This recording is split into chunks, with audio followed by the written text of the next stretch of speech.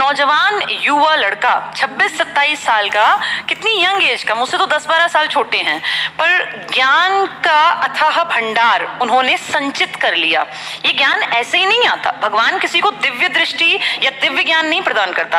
आप उस लड़के की मेहनत को समझ नहीं पाएंगे क्योंकि आप स्टूडेंट्स हैं, लेकिन जितने टीचर्स हमसे जुड़े हैं वो जानते हैं कि आधे घंटे स्टेज पे बोलने के लिए ना 5-7 घंटे तैयारी करनी पड़ती है। जो अच्छे टीचर्स हैं, जो सच में कुछ ऐसा तैयार करते हैं कि बच्चे तक वो चीज अच्छी तरह से पहुंचे, और जो टाइम पास नहीं करते। अगर कोई 1 घंटे का लेक्चर लेता है ना बढ़िया, तो इसका मतलब उसने 8-10 घंटे उसको दिए हैं, कुछ अलग हटके काम अगर किया है तो अगर खान सर की बात करें तो आज के टाइम में इस माहौल में बहुत डेडिकेटेड लड़का है वो, बहुत ही गजब, और वो हर चीज को बहुत ज्यादा अंदर तक चीजों को निकाल के पहले खुद अपने आप तैयार करता है हर चीज को, फिर उसको आसान तरीके से जनता तक पहुंचाता है। तो इससे ज्यादा और क्या टीचर से एक्सपेक्ट करें?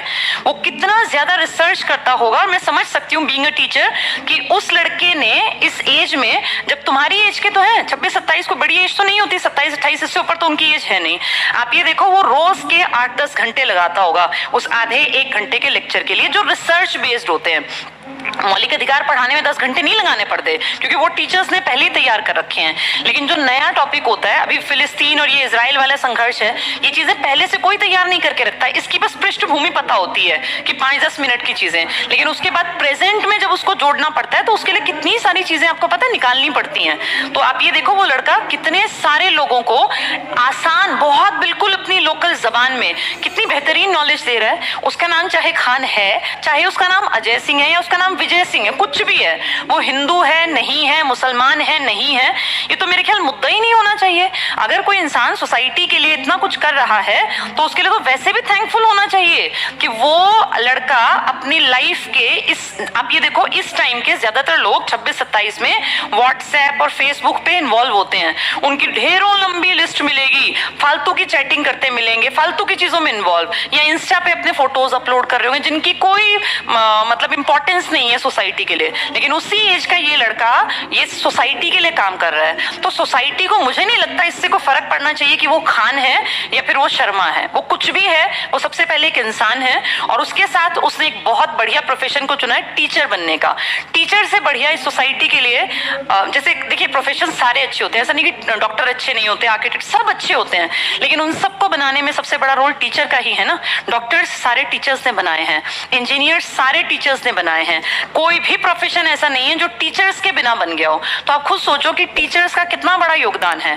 और सच में हमें जरूरत है लाला लाजपत राय जैसे टीचर्स की, या अपने ये जो थे ना फर्स्ट राधा कृष्णन जी, जो आपके पहले उपराष्ट्रपति भी थे, दूसरे राष्ट्रपति, इन जैसे टीचर्स की।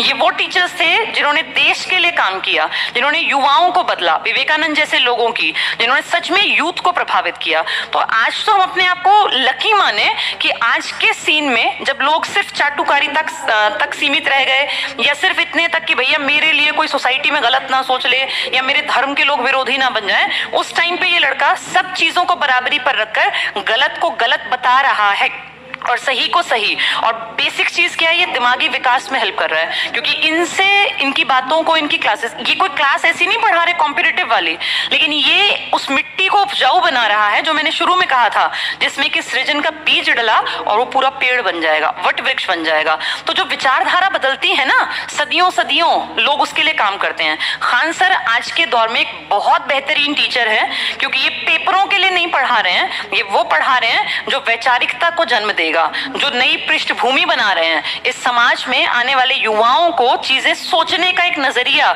एक ऐसा प्लेटफॉर्म तैयार कर रहे हैं कि आने वाली पीढ़ी आंख बंद करके चीजों पे विश्वास ना करे। पर दिक्कत यह है कि इनसे भी दिक्कत हो गई ना, बहुत सारे ऐसे झूठे धर्म के ठेकेदारों को, जिनको सच में किसी चीज से कोई लेना देना नहीं है, बस अपना उनको रोटी सेकनी है, एक मौका मिल जाए, कभी किसी की जात पात के नाम पे, कभी किसी के धर्म के नाम पे, कभी किसी जेंडर के नाम पे, उनको इससे फालतू कुछ नहीं करना। अगर पूछे समाज के लिए क्या किया, तो एक काम नहीं होगा ढंग का जो उन्होंने किया। और जो बेचारा ढंग का काम कर रहा है, आने वाली पीढ़ियां जिससे कि प्रभावित हो सकती हैं, उसके ऊपर ब्लेम लगाने से चूकते नहीं है ऐसे लोग। तो खान सर का सपोर्ट सबको करना चाहिए। और खान सर आज के टाइम में एक बहुत बेहतरीन इंसान है, क्योंकि वो लोगों को विचार समझने और विचार पैदा करने के लिए एक प्लेटफॉर्म दे रहे हैं। तो मैंने शुरू में कहा था टीचर वो नहीं होता जो पढ़ाए, टीचर वो होता है जो बच्चे को इस लायक बना दे कि वो खुद चीजों को समझने लग जाए, उसको किसी टीचर की रटाने की या पढ़ाने की जरूरत ही ना पड़े। बेस्ट टीचर वही होता है जो बच्चे को समझने और सोचने के काबिल बना दे, ना कि कंटेंट रटवा दे। तो जो लोग पॉलिटिक्स की बातें करते हैं, जो इकोनॉमिक्स की बातें करते हैं, जो उस समय की परिस्थितियों को बच्चों के सामने डिस्कस करते हैं, वो बेस्ट टीचर्स होते हैं। सिर्फ किताब उठा के पढ़ाने वाला टीचर हो सकता है, एज अ टीचर ठीक है, वो कंटेंट पढ़ा रहा है, लेकिन अगर कहें कि क्या उसने असली रोल समझा, नहीं समझा।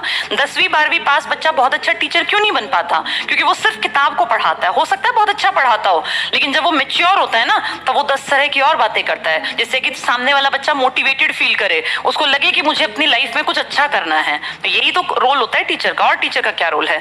तो कम से कम हम लोग आईसीएस के फॉर्म में खान सर के बिल्कुल पक्ष में हैं, और जो ये लड़का कर रहा है बहुत अच्छा कर रहा है, बहुत यंग लड़का है, इसको सबको सपोर्ट करना चाहिए।